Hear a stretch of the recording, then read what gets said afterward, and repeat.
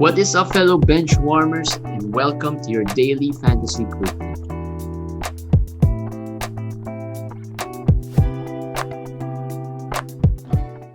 Hey guys, it's a Thursday, and tonight is a very exciting night.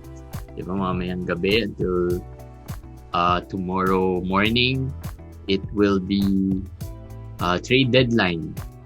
So let's talk about it for a bit. I think let's do this in English because we've had some new additions, new followers in the Fantasy Benchwarmers page who are from a different country, so it might be helpful for them if we do this in English. All right, Com, are you ready?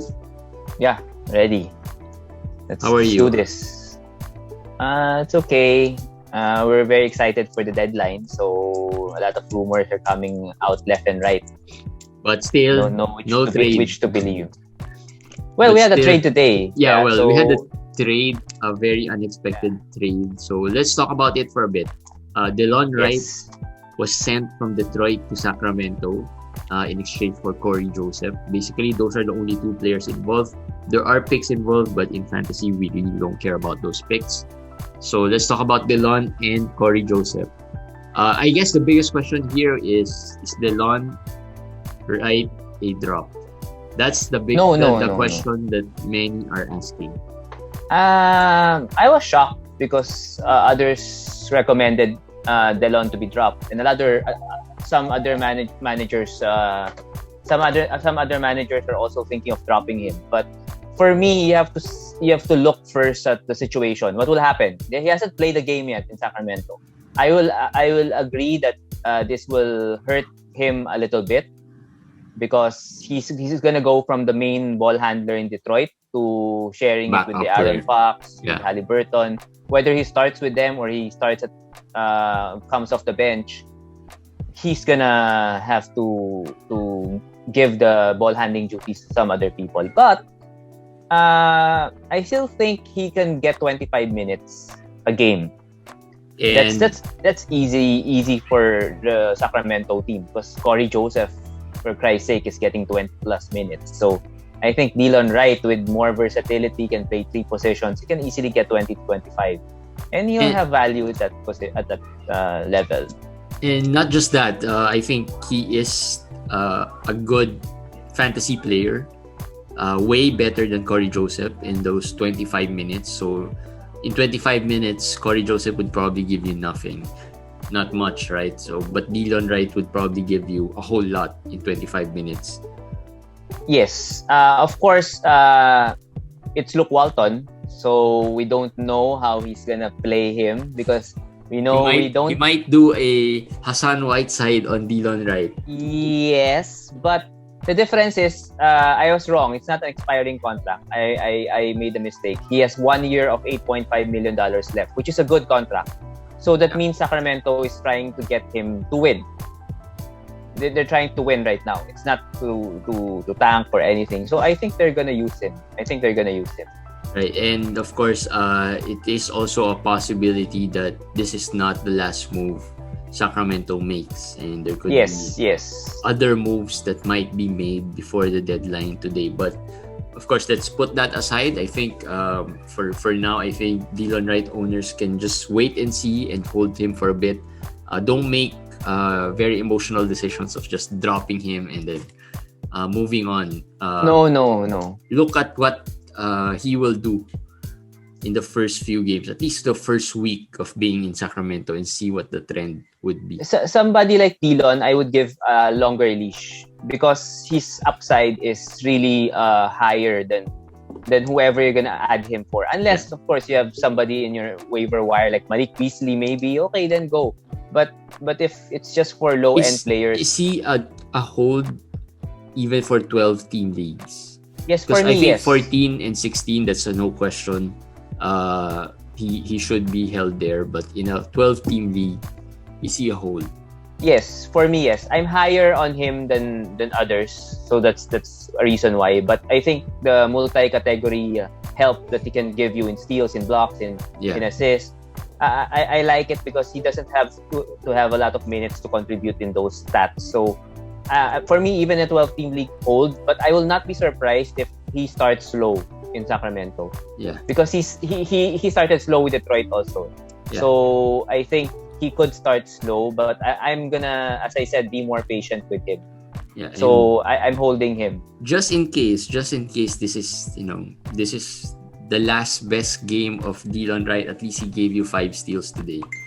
Yes. Just remember that. True. So at least if he doesn't play any more relevant minutes or he doesn't produce fantasy-wise, at least the last game he did with Detroit was a really good game for him. All right. The next big, I guess this is really the biggest news for today. It's really not the Delon Wait. Wright. Let's talk about the other side. The Detroit side. All right. Yeah. That's Let's also talk about very interesting. the not specifically Cory Joseph, but the others who could be affected. I think they traded Delon to give more minutes to the young players they're trying to develop, which is Killian Hayes and Saben Lee. Both are rookies, and both have, Killian Hayes is a top 10 pick, and Saben Lee has shown some That he upside. can produce. Yeah. The thing is, Killian Hayes is injured, so right now, if he's in your waiver wire and you have an IL slot, you have to pick him up.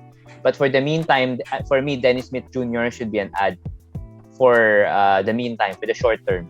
Yeah. His defensive stats is also very elite if he's given the minutes, and he has performed earlier this season, right? So Yeah. Dennis Smith Jr. is the guy to add here. How about for Saben Detroit. Lee?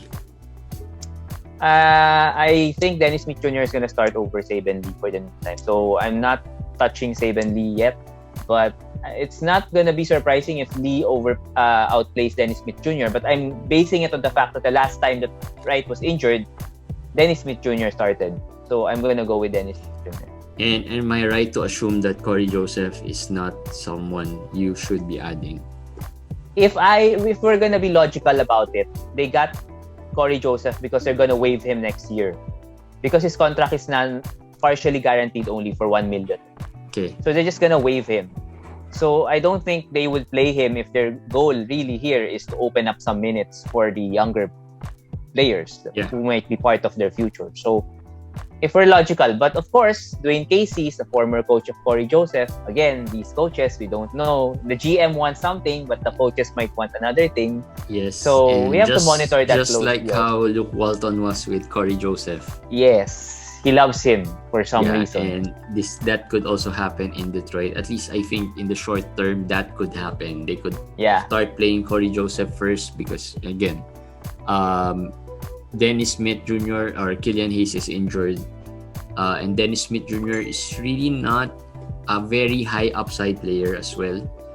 So they could start off with playing Cory Joseph first, and then later on just switching Dennis Smith Jr. Dennis Smith Jr. is not high upside. It's more of he's very inefficient. That's the problem with him. Although in Detroit, he was he was better than he was when he was in New York. So he was actually good when he was playing. Actually, I picked him up in 5 of my 8 leagues already. So that's how other managers are not really high on Dennis Smith. Yeah, he was able to still pick him up on 5 leagues, and I think in some of my leagues he is still available there as well. All right, and let's move on to the biggest news, I guess, because Delon Wright and Cory Joseph and the other players involved in the trade are not really high-tiered players, meaning they're not really within the top 5 rounds of being drafted.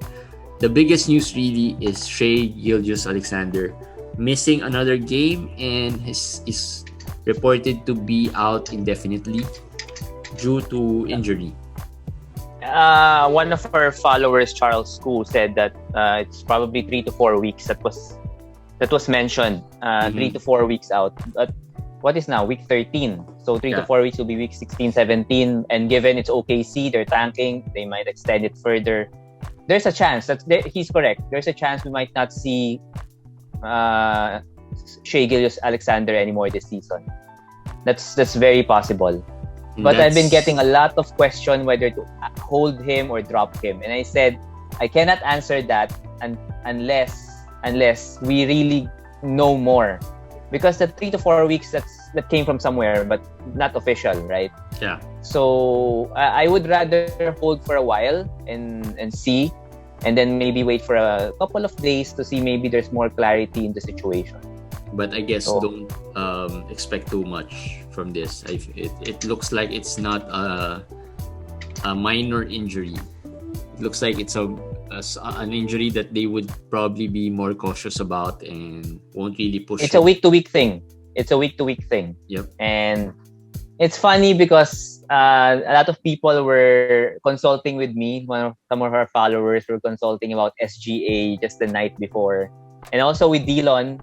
So these players today are the players that we're going to talk about. And SGA, they were giving me their offers, and I was saying like, okay, we decided on not trading SGA yet. And then this morning, this happens. Yeah. So sometimes actually really you can't say what happened. There have been a lot of questions about SGA trades. Either they're giving SGA away or they are trying to get SGA moving forward. So because they listened to us, because we said that SGA was gonna rest, so trade him right away. I guess they were not fast enough because they were still under negotiations. In fairness, no one really expected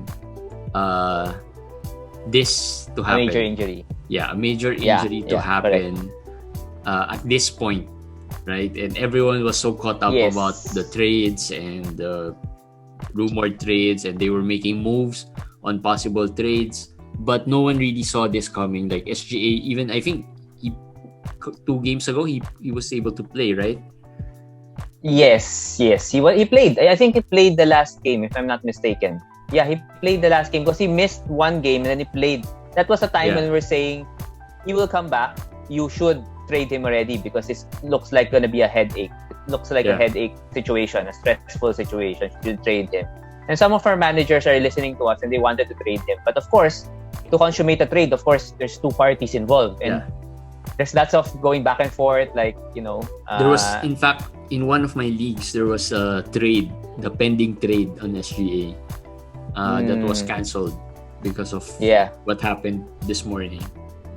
So I guess we'll have to wait and see. And it's very interesting, this OKC team, because today as well, Al Horford played, which makes it interesting because he played. He played, and then Moses Brown exploded, even if he played. Yeah. And then right now, without Paisley, without SGA, without George Hill, without all those players, and probably Al Horford, before I said what can change with Pokusevski's fantasy outlook is getting 30 plus minutes. Yeah. He will still get 30 plus minutes. Quite well today. But the difference right now is there's no SGA. That is what will change. So now I'm saying that Pokusevski is the primary ad here. Of course, the beneficiary is Lou Dort. He should be the guy going forward with more of the offensive usage. Yeah. But I'm sure he's probably not available. So if not, it's Dort, Pokusevski. Then I'll go with Maledon over Ty Jerome, because I've been getting questions about that also. Who do you prefer, Maledon or Ty Jerome? I like that Maledon more. He's the rookie they picked. He's starting, and he's a point guard that will get most of the ball handling duties. So I go with Maledon. All right, so that's the SGA front. Let's move on to some of our trade rumors as well. Just a quick update on some of these players. Malcolm Brogdon, actually in yesterday's trade deadline primer that Eric wrote, he already mentioned Brogdon is being shopped around, or some teams are interested in Brogdon, and Indiana has shown interest in trading Brogdon as well. Of course, that's because they had one of our big risers today, Caris LeVert. Yes, they like him, and they believe LeVert can be the primary ball handler or the creator, offensive creator, initiator of their offense. That's why they're open to trading Brogdon. Remember, Brogdon still, I think he just signed a new contract. He has a long-term contract. So if they can get out of that, then they'll probably help with their financial situation. So that is something to monitor. Any front-running teams for Brogdon? I don't know of any. No one was mentioned. And this one is a long shot though. I still believe it's a long shot because Because was of the late in the contract. day and the contract, and I think more people are focused on Lowry. So Yeah. let's see. Yeah. All right. Andre Drummond. Any updates on Andre Drummond? Andre Drummond, New York is now part of the chase for Andre Drummond, and this is bad news for Mitch Robb owners, which was just a winner yesterday. New York has $15 million in salary space, so they don't have to give up a lot of salary back. Yeah. So that's easier to make the trade, and then they can also re-sign Andre Drummond already when they get him. So it's like an early free agency, and that reportedly they're mulling over it. They're thinking if they're gonna do it. If that happens, Nerlens Noel is gonna go back the other side, part of the deal with Austin Rivers, with whatever. It's bad for Mitch Robb. I cannot. All right. Yeah, most likely Mitch Robb would be the biggest name affected. But again, yes, nothing's final. Speculations. We'll have to wait and see what happens here. Aaron Gordon, I heard a situation with the Boston Celtics would probably not happen, as we mentioned yesterday, because it's Marcus Smart that's being asked for, and Marcus Smart might be too valuable for Boston for them to give him away.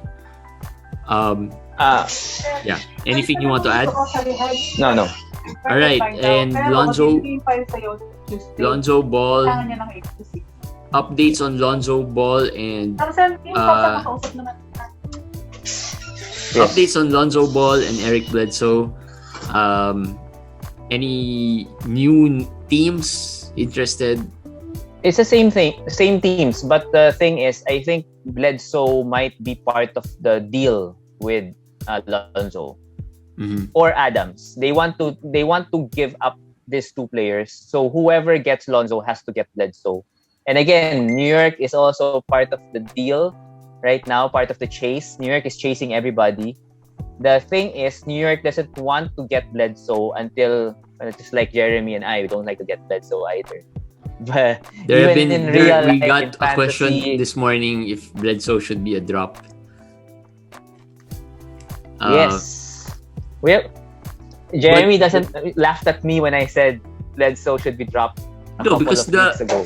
Well, I dropped him a few weeks ago already. So, but the options a while ago were not really not enticing enough, I guess. And I also said that it might be worth waiting for the trade deadline to see what happens there before adding, because some of the players you want to add were Bullock, Patty Mills, which probably would be there in the free agent pool even after the trade deadline. Yeah, I agree with you. In that sense. I mean, it's not. But really, right now, these are not the players that would probably be picked up even after the trade deadline.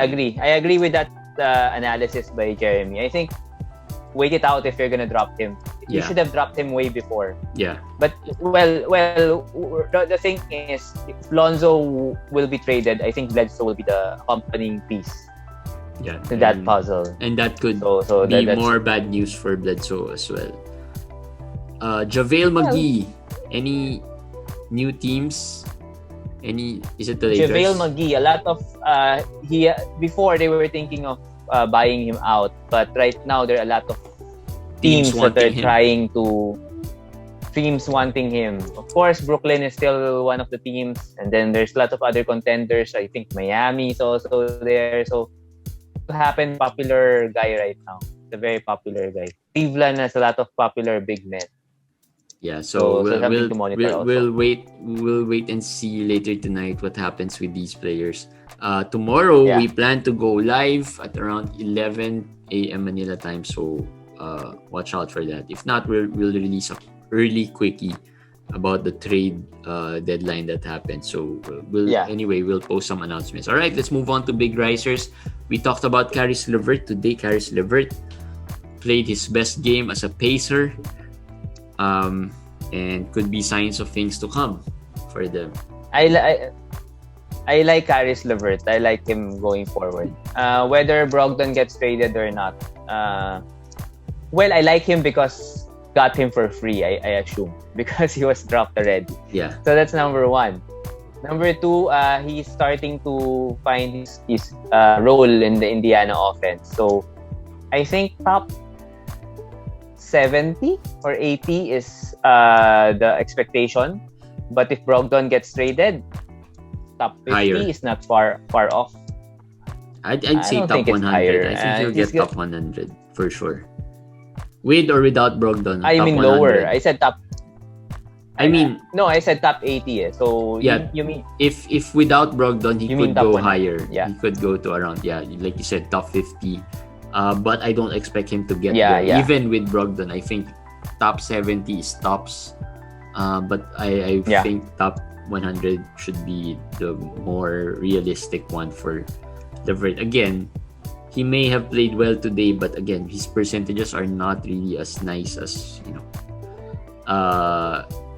for a player who's for an offensive-minded player. His field goal percentages are not really nice. Speaking of percentages, Larry Nance and OG Anunoby, two players known for their percentages and very efficient stat line. Nance is a player OG that is we've hot. OG is hot. Nance has been a player that we've been recommending even before he came back.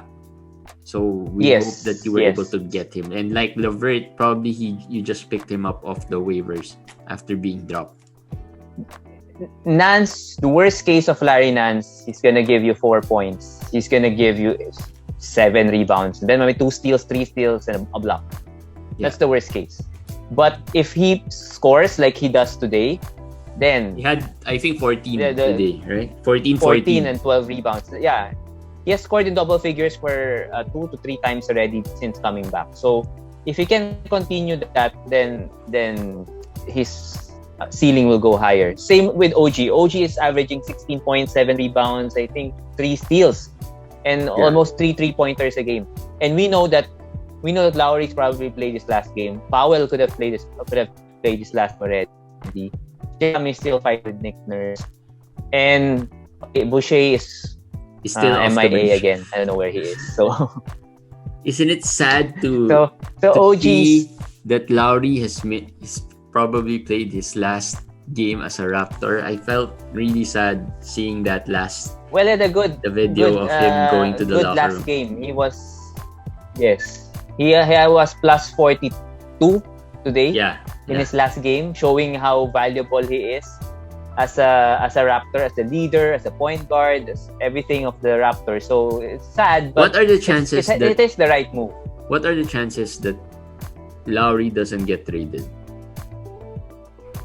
I will say I just have this feeling that he 20%. might not get traded today. I will be shocked if he doesn't get traded. But of course, it's possible. It's possible. I just feel that Toronto, the Masai Ujiri knows that they're not gonna go anywhere. Yeah. Even if they get to the playoffs, they're not gonna win. And I just think that this is what he needs, the push to just rebuild, to just blow it up. This is he won't sign Lowry he won't extend Lowry. Lowry's asking for 20 million. Yeah. And this is the best excuse for him to just, rebuild. And it's not really a rebuild from scratch because he has great talent there, and he has Van Vliet, he has OG, he has Boucher. So I think it's not really a major rebuild in the sense that he probably won't be doing it from scratch. But again, Lowry is a player who's old already and probably won't be. They don't want him to be part of that rebuild. All right, guys, I'm back. Sorry, I got cut off from the internet. Anyway, we were talking about OG and the Toronto Raptors. Let's move on now to other big risers, PJ Washington and Bogdan Bogdanovic. PJ Washington has been playing really well. He has been starting, and Cody Zeller has been coming off the bench. I think today Cody Zeller came off the bench. Because Cody Zeller was out for the past few games. Yeah, he came back today. But it's Biyombo who's starting. But Biyombo's not getting a lot of minutes anyway. So when he was out, it was PJ Washington getting a lot of minutes at the center position. So that's good. That's good for PJ Washington. So I just hope that he continues Charlotte this. doesn't get any, and Charlotte doesn't get any new center or big man. So there, PJ Washington and Bogdan Bogdanovic. Bogdan Bogdanovic is playing better, I guess, with the new coach and new system. I think he's healthier. He's gotten his rhythm back, and it's a revenge game today. But he's in a trade rumors. Bogdan is in trade rumors. Also. So it's possible. So that's something to look closely, and I think that might be good for him. We'll never know, because Atlanta is too deep at the wing position. Yes. All right, so those are our big risers for today. Worry players for today, we have Keldon Johnson. Again, the inconsistency is really bad for Keldon Johnson. Yes, after and that it's disappointing. 2020 game, I think he has trended down after that game. Yes, but it's disappointing for me because they didn't have Rudy Gay. They don't have LaMarcus anymore. Yeah. And with no Rudy Gay, he should ball out at the power forward position. I mean, he should take over. But I guess being a sophomore, the lack of experience, the youth, it's showing. And I'm still buying low if there's an opportunity, because I think after the deadline there will be some moves that the Spurs will make. So Keldon might get more minutes going forward. Yeah, so we'll see about that. Again, he is not a drop. He's just trending down. He'll probably give you a few good games still. Yes. I think it's just the inconsistency. He hasn't been consistent enough to make his fantasy managers happy. And we've got a couple of centers here as well on our trending down list. Serge Ibaka and DeAndre Jordan. DeAndre Jordan played very limited minutes today, but I think the blowout was a big part of it. And he came off the bench. So that is something. Who started? Oh, no, the new guy started. No, it's Jeff Green who started. Oh, okay. No, Jeff Green started. They went small, and then Joe Harris played 4 minutes and never came back. No injury report, no nothing. I think maybe Steve Nash didn't like his face today or something. They just didn't come back. And the blowout hurt, but remember I told you about Alice Johnson. I said that the Nets signed up a good one from the G League, and today he had 23 points, I think, and something rebounds. Is he an ad? No, he's a 10-day contract guy. They cannot make him a two-way. They gotta convert the deal to two-way contract, so they'll have to, I think, sign him to the rest of the season if he really performs well. But remember, there's Claxton. Yeah. There's who didn't play KD. well as well today. So well, Claxton's value is connected to James Harden. There's a report that came out like something like Claxton is plus 36 with Harden or something, and without Harden it's like negative something, and his stats almost all from Harden, the alley-oops. Yeah. They have the connection. Harden likes blondes, as you know. So Claxton is his favorite. Claxton is his favorite. That's the reason why. Like Claxton has turned his hair blonde for James Harden, to give him the ball and to pass him the ball. All right, and the last of our worry players is Jordan Clarkson, who hasn't been shooting well, and it's probably something that we should expect from a player like Clarkson, who is a shooter or a scorer. The question is, what do you think of this? Will you buy low on Clarkson, or will you stay away? What's your never really take liked on that? Clarkson as a fantasy player, so I'll probably stay away. Agreed. This one I thought about so long, I cannot decide whether I'll stay away or not. Maybe because Jordan Clarkson, Filipino. He's a Filipino. But I don't know. I really don't know. A part of me is saying to buy low, but a part of me is saying stay away. So that's why I asked you, what do you think? But I think in the end, I think it's stay away. If your field field goal percentages aren't that good, you can try to buy a player like Jordan Clarkson if you need the threes and scoring. True.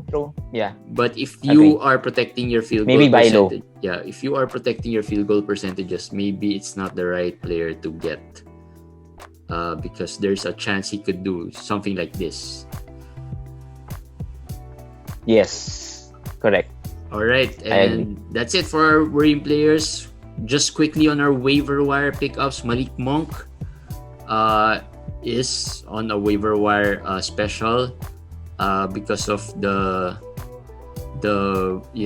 because of there's no LaMelo anymore, and he has I think played well in the past few games. Yeah, Malik Monk, yes. I lost you for a little bit. You said Malik Monk, right? Yeah. Yeah, I guess a couple of threes and a couple of steals. He can easily get that for you going forward. So he should be added. With no LaMelo Ball. Yeah, and quickly, I guess some of these players will just run through them. Bobby Portis, Hassan Whiteside, and Moses Brown, all centers. Bobby Portis has been dropped in some of the leagues already. Hassan Whiteside can be a speculative add in case he gets traded or if he stays with Sacramento, do you think you should keep Hassan Whiteside? In deeper leagues, I think he has value already because he gets 15 to 20 minutes, so he could give you a couple of blocks here and there, or at least a streamer. He can be streamed in some games in deeper leagues. Pero in 12-team leagues, I don't think he's an ad if he doesn't get traded. All right. At this point. And lastly, of course, Moses Brown is an ad, especially with the good game he did today. Now, ad. Yes. Add. If he is still in your waiver wire, you should pick him up already. But mostly, I think he is already off the waiver wire. The good news, as we said. Well, earlier, someone asked. Yeah. Someone asked me if they're gonna drop SGA for Moses Brown. That's a hard question, and I could not answer. I didn't give a good answer. I really don't know what to do. I told him I don't know. If it was me, I'll find another player to drop. Your worst player? I think pick someone else. I don't know, but he was obsessed with SGA for Moses Brown. So I said I don't know. I cannot answer that. Sorry to answer that. I guess But I would not. But I can see. Yeah. I guess pick someone else, and that's pick someone else to drop instead of SGA. All right. So yep, that's it for our daily fantasy quickie. Just a quick thank you to everyone who is watching the daily quickie religiously. So we know some fantasy managers are watching this every day, and with that, we got 100 subscribers today in YouTube. So thank you guys. Thank you. We really appreciate the support that you have been giving us. So right now our next goal is what, 500, Eric? 1,000. 1,000. All right. We try to reach for that 1,000. Go for it now. 1,000 subscribers on YouTube. So just click that subscribe if you enjoy the content that we are giving. All right, that's it for Daily Fantasy Quickie. We will see you again tomorrow. Hopefully, we can do an early quickie for you guys to talk about trades that will happen tonight. All right, so keep those. Try to sleep now so you could be early and in anticipation of the trade deadline later this evening and until tomorrow morning. All right, we'll see you guys tomorrow for another Daily Fantasy Quickie. Bye, guys.